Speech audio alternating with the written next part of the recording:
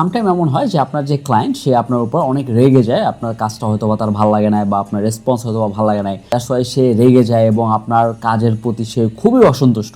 এরকম অনেক সময় হয়। আর এরকম সময় অনেক ফ্রিল্যান্সার আছে যারা এক্স্যাক্টলি জানে না তখন কি বলতে হবে বা কিভাবে ক্লায়েন্টকে শান্ত করতে হবে। তখন ফ্রিল্যান্সারও সামটাইম চেতে যায় যে আমি তো কাজটা করছি, তোমার ভালো লাগে না তো আমি কি করবো। কারণ তারা এক্স্যাক্টলি বুঝতেছে না যে এই ক্লায়েন্টটা কি ঠিক বলতেছে না, এই ক্লায়েন্টটা কি স্ক্যামার নাকি এই ক্লায়েন্টটা আমার উপরে শুধু শুধু চেতাছে, আমি তো কাজ করে দিছি, বেস্ট কাজ করে দিছি, ও কেন চেতাছে। এই টাইপের যখন আপনি রুড বিহেভ করেন বা আপনি যদি প্রপার কমিউনিকেশন না করেন তখন কিন্তু ক্লায়েন্ট আপনাকে একটা ব্যাড রিভিউ দিবে। এটা কিন্তু আপনার লং রানের জন্য বেশি ভালো হবে না। আপনার তখন শান্ত হতে হবে এবং ক্লায়েন্টকেও শান্ত করতে হবে।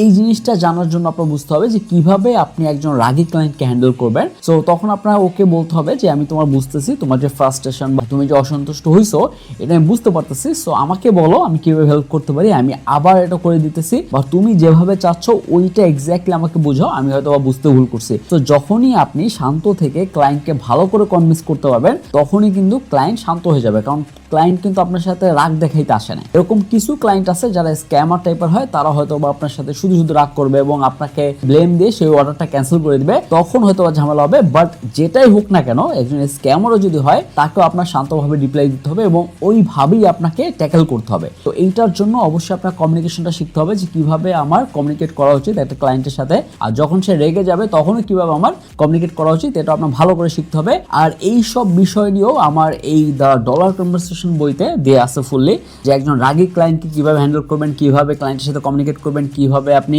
ফাইবার আপওয়ার্কে ক্লায়েন্টের সাথে ডিল করবেন, এই পুরো বিষয়টা এই দ্য ডলার কনভারসেশন, এটা কমিউনিকেশনের বই ফ্রিল্যান্সিং এর। তো এর ভিতরে পেয়ে যাবেন। যদি কেউ ইন্টারেস্টেড থাকেন তাহলে রকমারি থেকে অর্ডার করতে পারেন।